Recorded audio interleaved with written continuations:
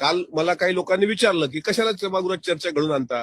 म्हटलं तुम्ही मेला असता आणि असं जर मी विचारलं असतं तुमच्या पत्नीला की जाऊ द्या तुमचा नवरा मेलाय आता कशाला चर्चा हे करताय, काय त्याच्यामध्ये काय झालं नाही, तर त्याला सांगायचं आहे का तुझा नेता जर गेला असता रे एखादा, तुला तर वाईट वाटलं असतं ना. महाराष्ट्राला प्रश्न असे आहेत, दादा देवगिरीवरून किती वाजता निघाले, दादा कलिना गेट नंबर, मी रोजच विचारतोय, आजही विचारतोय, विमानात बसल्याचा सीसीटीव्ही फुटेज कुठे आहे, साहिल मदन सध्या कुठे आहे. जे उपस्थित सभागृहाची संख्या ते 3 आणि 4 लोक बोलतील, ते ज्यांना अजितदादांबद्दल प्रेम आहे ते बोलतील, ज्यांना अजितदादांबद्दल प्रेमच नव्हतं ते कशाला बोलणार आहेत.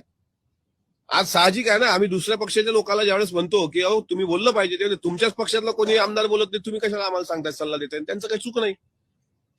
आता मंत्री आहेत, जे आता राज्यमंत्री आहेत, जे आता मोठ्या पदावर लोक आहेत, त्यांच्याकडे देव करो त्यांचं आयुष्य 100 वर्ष त्यांना लागो, पण दुर्दैवानं काही चुकीचं घडलं जीवनात आणि सभागृहात चर्चा झाली नाही तर त्यांना वाईट नाही वाटणार. परिवाराला, आम्हाला परिवारातले लोक आम्हाला वाईट वाटणं साहजिक आहे.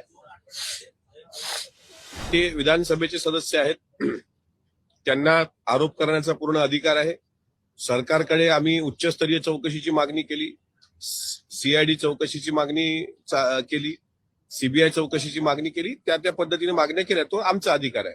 राजकीय दृष्टिकोनातून माझं म्हणणं आहे की जर अजितदादांच्या विषयाला आपल्याला सर्वांना एकत्र मिळून न्याय द्यायचा असेल तर याला राजकीय झालर लागता कामा नये. आपण सर्वजण फाईट करतो आहोत, ते फाईट करतात, आम्ही पण फाईट करतो आहोत.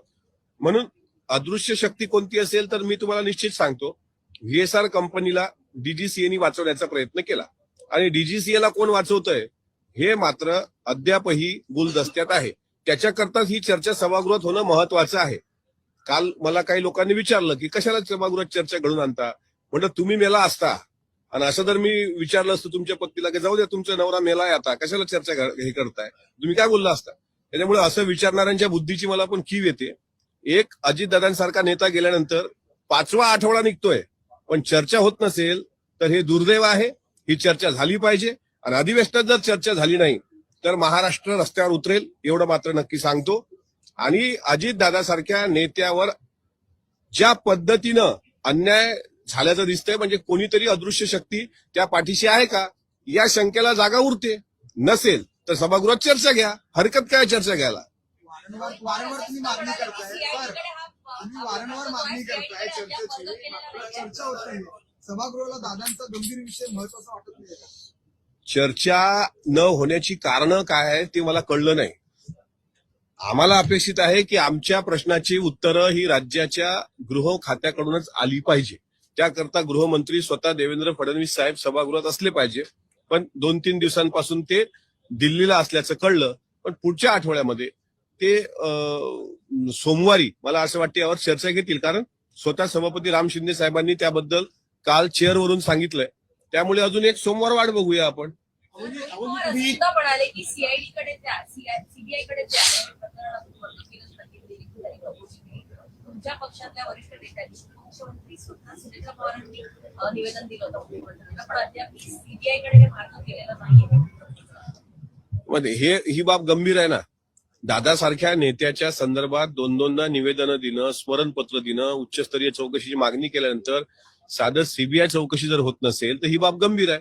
बरं, राज्याच्या उपमुख्यमंत्री सुनेत्रा वहिनींनी जी चौकशी मागितली, अद्यापही सीबीआय चौकशीच्या अनुषंगाने, इन्व्हेस्टिगेशनच्या अनुषंगाने काही जबाब नोंदवले गेले पाहिजे होते.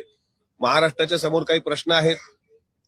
जे लोक मला सल्ला देत आहेत ना इथे आमचे मित्र काही आमदार, की काय त्याच्यामध्ये काय झालं नाही, तर त्याला सांगायचं आहे का तुझा नेता जर गेला असता रे एखादा, तुला तर वाईट वाटलं असतं ना. महाराष्ट्राला प्रश्न असे आहेत, दादा देवगिरीवरून किती वाजता निघाले, दादा कलिना गेट नंबर, मी रोजच विचारतोय, आजही विचारतोय, विमानात बसल्याचा सीसीटीव्ही फुटेज कुठे आहे, साहिल मदन सध्या कुठे आहे.